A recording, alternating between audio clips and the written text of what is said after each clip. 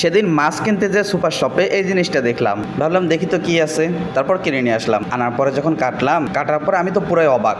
আয় হায়, ভিতরে কোনায় কোনায় 5 পিস মাছ এবং টমেটো সসে ভরপুর। মাছগুলো দেখলাম একটু নরম, তবে সুন্দর একটা ঘ্রাণ ছিল। আর এটার ডেট ছিল 2026 সাল পর্যন্ত।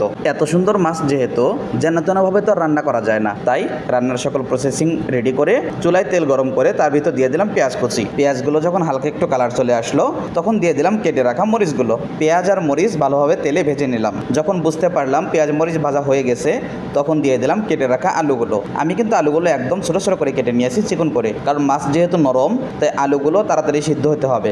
আলুগুলো একটু কষিয়ে নিলাম। যখন দেখলাম তেলের সাথে আলুগুলো মিশে গেছে সেই মুহূর্তে দিয়ে দিলাম হলুদ এবং লবণ। হলুদ লবণ দিয়ে একটু লাড়াচাড়া করে তারপর সাথে অ্যাড করলাম ধনিয়ার গুঁড়া, জিরার গুঁড়া এবং অল্প একটু কাশ্মীরি মরিচের গুঁড়া। আর হালকা করে দিয়ে দিলাম রেডিমেড মাছের মশলা। এই সবগুলোকে নেড়ে চেড়ে একসাথে আগে মিশিয়ে নিলাম। এরপরে অ্যাড করলাম পানি দিয়ে একটু নেড়ে চেড়ে নিলাম। তখন মনে হলো পানি একটু কম হয়ে গেছে, সেজন্য আরও একটু অ্যাড করলাম। আপনাদেরকে তো বলাই হয়নি, আজকের এই মাছটি ছিল বোয়াল মাছ। যদিও দেশি মাছের মতো অতটা স্বাদ ছিল না, কিন্তু তুলনামূলকভাবে স্বাদে গন্ধে ভরপুর ছিল। পানি অ্যাড করার পরে আমি ঢেকে দিলাম। 8 থেকে 10 মিনিট রাখলাম ঢেকে। ঢাকনা ওঠানোর পরে একটু লাড়াচাড়া করে একটা আলু চেক করে দেখলাম প্রায় 80% সিদ্ধ হয়ে গেছে। বাকিটা মাছের সাথে হয়ে যাবে, সমস্যা নেই। তাই এই মুহূর্তে দিয়ে দিলাম আমার মাছগুলো একটু আলতোভাবে দিতে হবে, কারণ নরম। খুব বেশি শক্তি প্রয়োগ করলে ভেঙে যাওয়ার সম্ভাবনা রয়েছে।